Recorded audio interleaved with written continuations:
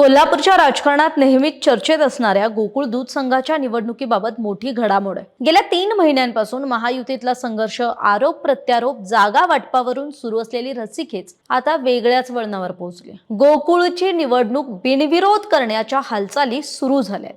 जागा वाटपाचा फॉर्म्युलाही ठरलाय, अध्यक्षपदाचं सूत्रही ठरल्याची माहिती आहे। मात्र या फॉर्म्युलाला अजूनही अधिकृत दुजोरा मिळालेला नाहीये। गोकुळ दूध संघाच्या निवडणुकीत महायुती विरुद्ध महाविकास आघाडी अशी संभाव्य लढत आपल्याला पाहायला मिळणार होती। मात्र निवडणुकीतील खर्च, राजकीय संघर्ष आणि संघातील अस्तित्व टिकवण्याच्या पार्श्वभूमीवर सर्वपक्षीय नेते एकत्र येऊन गोकुळची निवडणूक बिनविरोध करण्याच्या हालचाली करत असल्याची माहिती आहे। गेल्या काही महिन्यांपासून गोकुळच्या सत्तेसाठी महायुतीतीलच भाजप, शिवसेना, राष्ट्रवादी काँग्रेस आणि जनसुराज्य शक्ती या घटक पक्षांमध्येच अंतर्गत मतभेद समोर आले होते।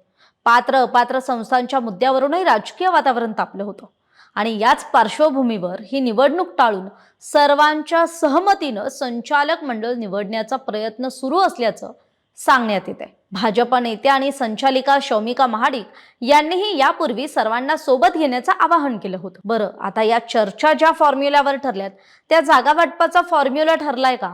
तर मिळालेल्या माहितीनुसार संभाव्य जागा वाटपामध्ये भाजपला सर्वाधिक जागा देण्याचा प्रस्ताव असल्याचं सांगितलं जात आहे। त्यानंतर मग राष्ट्रवादी काँग्रेस पक्ष, मग शिवसेना आणि जनसुराज्य शक्ती यांना जागा देण्याचं सूत्र चर्चेत आहे।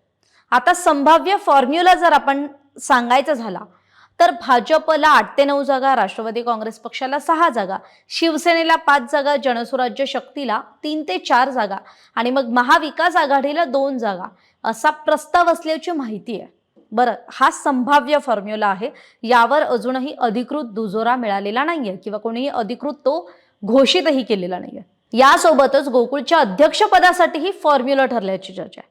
त्यानुसार भाजपकडे 2 वर्ष अध्यक्षपद राहील, राष्ट्रवादी काँग्रेस, शिवसेना आणि जनसुराज्य शक्ती या तीनही घटक पक्षांना प्रत्येकी 1-1 वर्ष अध्यक्षपद देण्याचा प्रस्ताव असल्याचं सांगितलं जाते। मात्र या संपूर्ण चर्चेला मी जसं आधी म्हटलं तसं अजूनही अधिकृत दुजोरा मिळालेला नाही।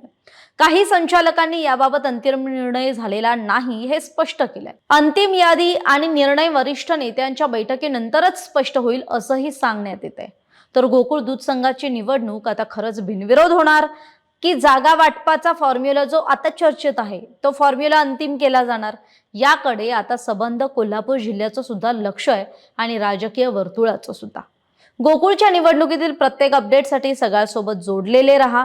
अशाच महत्त्वाच्या बातम्यांसाठी सकाळचं YouTube चॅनल सबस्क्राईब करायला विसरू नका। धन्यवाद।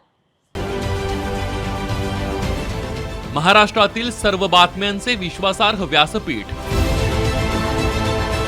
सकाळच्या सर्व सोशल मीडिया प्लॅटफॉर्मला लाईक, फॉलो आणि सबस्क्राईब करा। तसंच सर्व नोटिफिकेशनसाठी बेल आयकॉन प्रेस करायला विसरू नका।